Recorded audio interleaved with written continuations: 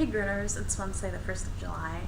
Now as you can tell, I'm again in a different location than my house. That's because I'm going to try to make each video from a different room so you guys get to see my house. Sort of, that's the idea. Anyway, so today I have a really big and serious thing to discuss with you, and that's something that I feel only gets addressed in infomercials about pills, which is just not okay. So I'm here to raise a little bit of awareness about it and just discuss it. Today I had a psych consult at Kaiser Permanente, and so don't jump the gun, guys. I'm not crazy. Not even a little bit. Okay, maybe a little bit, but just enough to be quirky and fun. So I went to see a psychiatrist because for the last 5 years I've been battling depression, and until a few weeks ago I'd been doing it all on my own, meaning that not even my parents knew. But after I went through some really tough stuff, I finally broke down and told my mom. So now I'm not battling this big thing on my own, which, let me tell you, is a really big relief.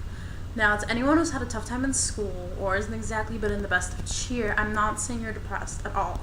Now, there's some really good sites out there, link in the sidebar, that tell you exactly what symptoms are part of clinical depression, such as, lack of interest in daily activities, or empathy to the world around you, or suicidal thoughts. Now, if you think you're depressed and might do something to injure yourself or others, I have to stop you right here and tell you to dial 911. I feel like that's anyone's obligation. Now, anyone I know who thinks they are depressed, but not necessarily suicidal, or even just, are a little bit sad or more than usual, I feel like everyone needs to get checked up, because that's just something that you can't let slide by. It's important, it's vital, it's your health, and, you need to take care of yourself. So, otherwise, I feel like the public really needs to wise up and realize that clinical depression isn't something someone can get over. Now, believe me, I've been told this a lot, and it's pretty infuriating and frustrating to have somebody tell you that the things you feel aren't valid. So, to those of you who said that to someone, just without actually thinking about it, or thinking about whether or not they really may be depressed, stop and reconsider.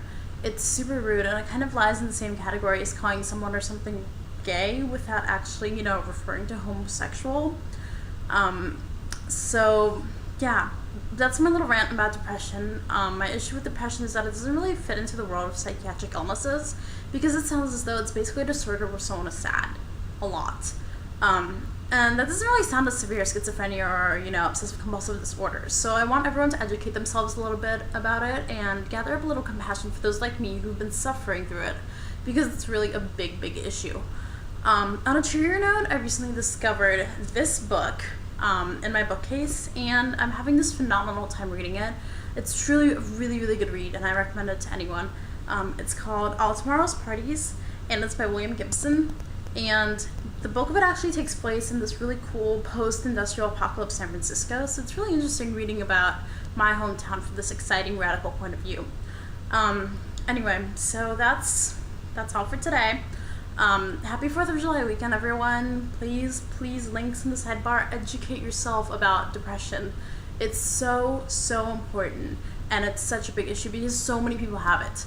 Anyway, I will see you guys next week, and have a good weekend. Bye. So another great book that I just finished reading is Neil Gaiman's American Gods, which is really, really fascinating and totally exciting, and the plot just twists and turns, so it's really hard for me to even give you a synopsis, but it's incredible. So I want you to read this and that. So make the 2 books that need to be on your to-read list because they're so great. And this necklace that you may have seen me wearing, I made it because I'm that cool.